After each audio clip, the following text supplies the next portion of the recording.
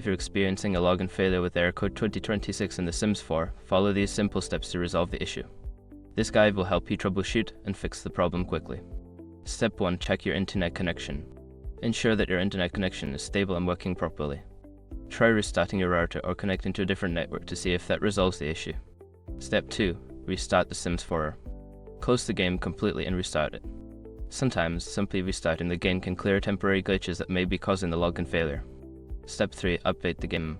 Make sure that The Sims 4 is updated to the latest version. Open your game launcher and check for any available updates. Download and install them if necessary. Step 4. Clear cache files. Navigate to the game's cache files and delete them. This can help resolve issues caused by corrupted files. You can usually find these files in the Documents folder under Electronic Arts The Sims 4.